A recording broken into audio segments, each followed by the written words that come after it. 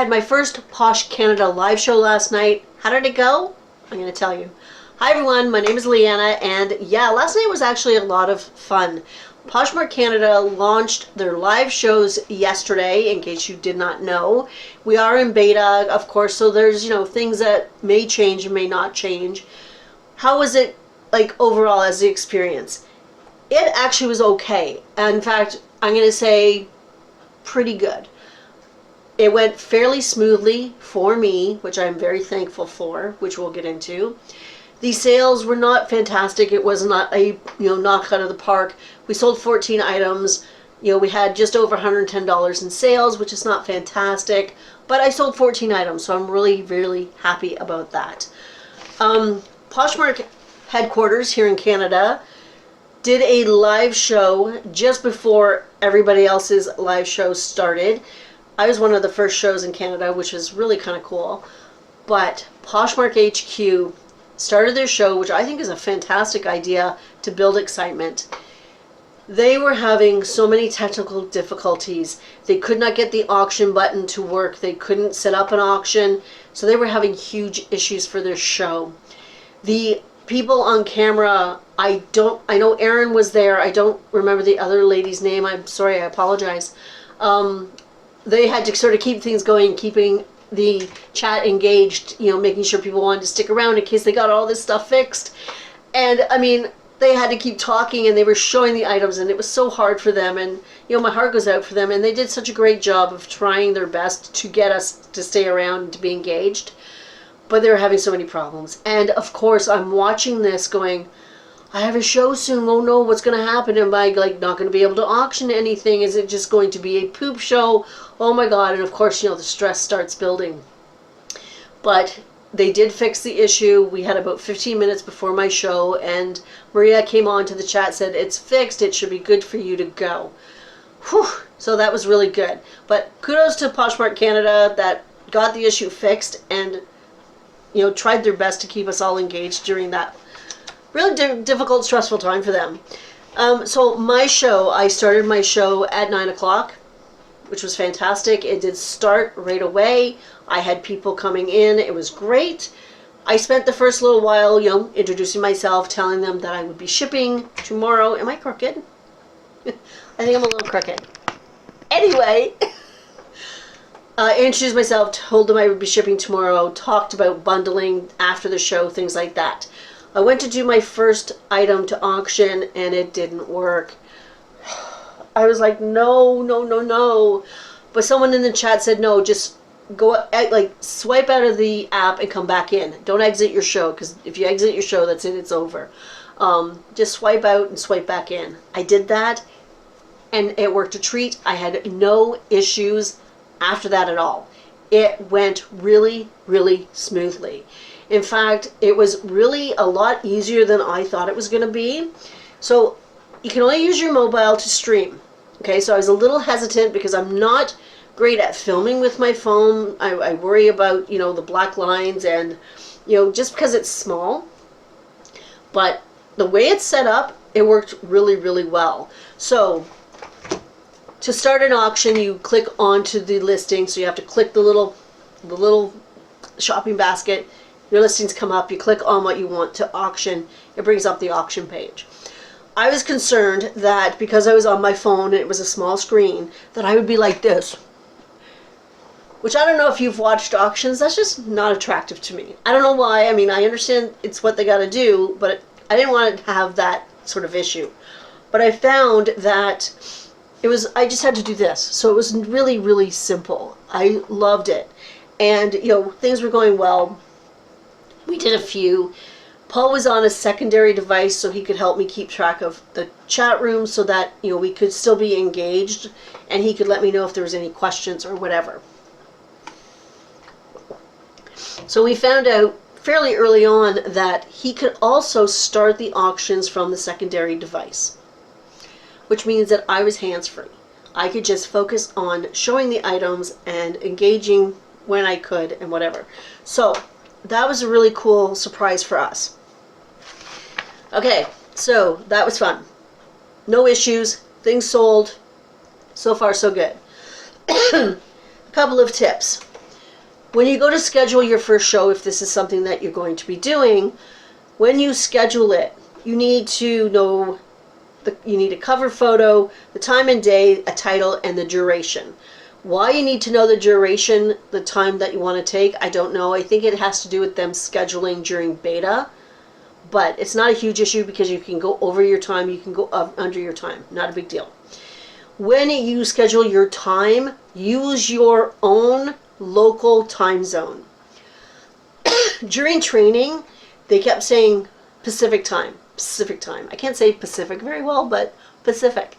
And I was confused when I went to schedule my show because when they gave me access finally on Monday, late morning, I went and I was like, do I put the time as my time or do I put it as Vancouver time? So I'm going to change it now. And I was confused. So I did put Vancouver time thinking, well, this is the time I put in. Is this what I do? And obviously, apparently I was wrong. I was confused. I did email Posh Show's support because it's totally different than regular support, which is a good thing. And they hadn't gotten back to me. My friend Stephanie, thank you very much, noticed that my cover shot with the times on it did not match the actual time that it was scheduled. So I went in and changed it. And that showed up much better. I did get an email from Posh Support, but it went into my junk mail, so I didn't notice it till the next day. But they had noticed that I had done it wrong as well, so they told me to fix it. So they were on the ball. It's just for some reason it ended up in my junk. But use your own time zone. Use your local time to schedule your time. That way, if I want to schedule a show at 7 p.m., that means that I'm starting at 7 p.m. my time. Just so you know. The cover photo and the title, that can all be re-edited. So like if you want to just schedule a show and then populate it and figure it out sort of after the fact, you can use a generic cover shot, a picture of you or whatever, and you can change up your title afterwards. Before your show, you're going to want to add your items as far in advance as you can. That gives buyers a chance to look through the show, look to see what's available, and make a decision about bookmarking your show. It's like you're walking into a store and the store is going to open in 5 days and they have nothing in their windows. You don't know what the store is about. You want the buyers to know what your store is about and what you're going to be selling. And it helps them make a decision about bookmarking it and marking it to their calendars or whatever. They will get notified if they follow you anyway, but still. You want to be able to stand out because you know what? I don't know if anybody else has noticed, but in the United States on my Posh US account, my feed, all it is, not my feed, my news, all it is, my notifications is live, live, live, live, live. It's a little annoying, to be honest with you. I don't mind, I understand, and I don't mind being notified, but now I do this anyway. When I go into my Poshmark, I'm going to show you because I don't know if I can show you this way. Huh? Pardon me. So when I go here, right, and it says all, I always go comments, offers, I always go through it, always. Because it's just something, a habit that I started, and I do it anyway. But sometimes when I only have like 10 notifications and they're all freaking lives, it's annoying. Anyway, that was off topic. You want to stand out for that reason so that people will go, yeah, I want to go to that show. So, okay, Matt, I'm reading my notes. I'm really tired. I didn't get to bed till after midnight, and I was up at 6, and I'm like, ugh. Anyway, so you scheduled your show. You've added your items as soon as you can so people have lots of time. When you organize that sort of list in your show, the numbers are really important for you, the seller. They're not all that important for the buyers. And I could not figure out how to get them to in chronological order. It's something I'm going to work on for my next show. But the numbers are more for the seller, so the seller can stay organized. And really and truly, you don't have to worry about it for the buyers. If you do clothing and you have the little numbers on the hangers to help you stay organized, the buyers aren't going to care if the numbers are backwards in their visual. It's not a big deal. They're mainly for you to stay organized. And being organized is key for packing afterwards to keep the show running on time and to run smoothly. So being organized is really important. You want to be able to test your stream before you actually start. So Poshmark does not have a testing stream like Whatnot does. So how I got around that was we got everything set up. So I have a table, I put my things out, I got it organized where I thought it looked good. I wanted to test out the lighting and the sound. So what I did is I took my phone, put it on the tripod, put it into video mode, and I took a video. And then I just rewatched the video to see if everything looked okay. That really worked well for me, and it helped me adjust a few things. So you can do that.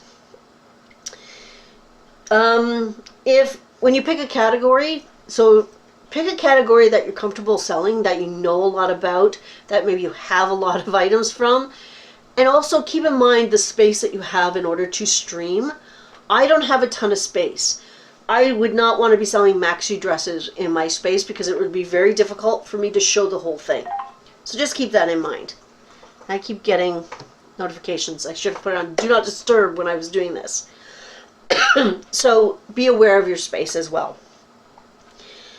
When you're doing your show, you choose the starting bids. If you say to the buyers, you can actually put them into the titles of the listings if you want. You could have across the board, I'm going to start everything at $10, whatever it is. You start the starting bid, you set it. So don't sell yourself too cheaply. Don't sell your items, too short either. If an item is worth, $20, you might want to start the bidding at $15. That's okay. I think part of the issue that we're having with live shows letting things go for really, really cheap is that some sellers are out there just selling things really, really cheap. And it's really hard to compete with that. That is just happening now. I don't know if that, I think it's going to calm down and it's going to become more or less cheap. It's going to become less, and starting bids are going to become more realistic as time goes on. I think people are just really excited. And it depends. I mean, you're competing with these people with your listings anyway.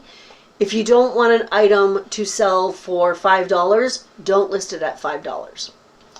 I put a really high-end purse into my show last night.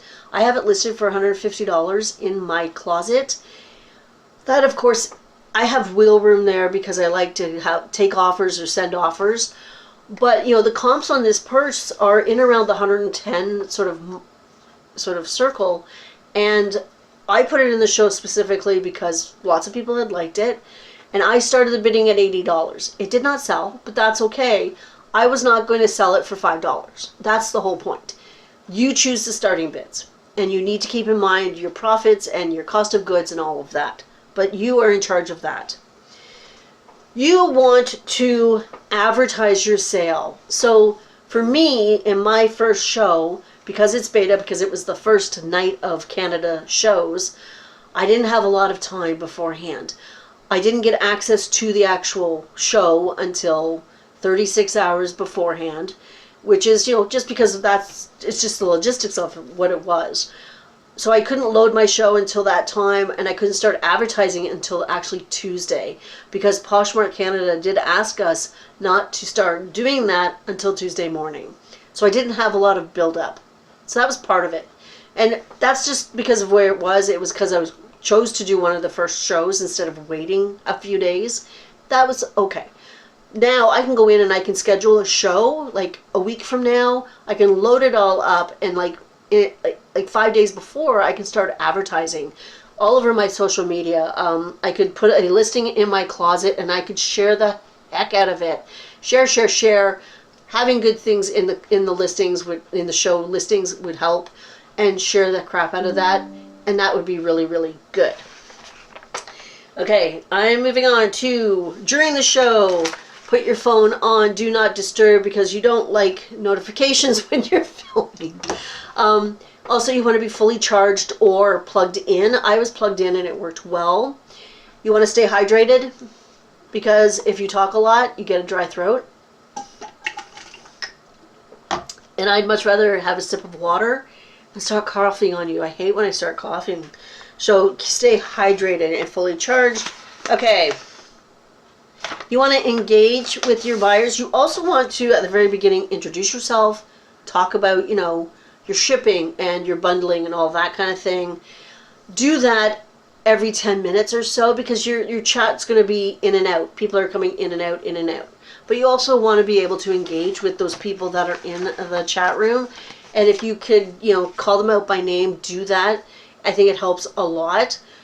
With that in mind, I did have Paul on a secondary device, which helped a lot, because he could say, oh, so-and-so wants to know this, or whatever. And he talked and you could hear him as well, so that was really helpful. It's not necessary to have a second person, though, and I'll get to that. Also, with the secondary device, and if you wanted to add a new item to your show, you need to do it on the secondary device, which I think is interesting. But we found that Paul could actually start the auctions on the secondary device as well, which is cool. I was under the impression that we streamed through the mobile. You could only start the auctions through your mobile. And I was a little concerned about that, because I didn't want to be one of these people. Doing this on my phone, I just don't think that's very attractive. It didn't work out that way. It's set up so nicely that you could do this, and you didn't have to get right up into your phone to do it. So I did appreciate that. However, finding out that Paul could start the auctions on the desktop made me hands-free and let me concentrate on the actual items, which is good. When you are showing your items, make sure you show them in entirety, flaws, the whole bit. People aren't necessarily reading the listings, so you want measurements and you want the flaws and you want to be able to talk about the item. Using your keywords is key. This is something that I, again, am struggling with, but I am trying to get better at it. Telling stories, where you can wear it, what you can do with it, things like that will help a lot. That's during your show. After the show. So right now, Poshmark Canada, Poshmark US as well, do not offer bundles during the shows, during the auctions. That is going to change in the near future. They are working on it, and they should be able to do bundles during the show very soon. But right now, you can't. You have to actually manually do it yourself. So after my show last night, because I wanted to do it right away, I thought that was good customer service, I went I made a list. I don't know where it is, but I made a list of everybody that bought from me and what they bought. So I knew who was single purchasers and who had bundles. I went into those items that were bundles. You go into the sold listing, you can copy that listing.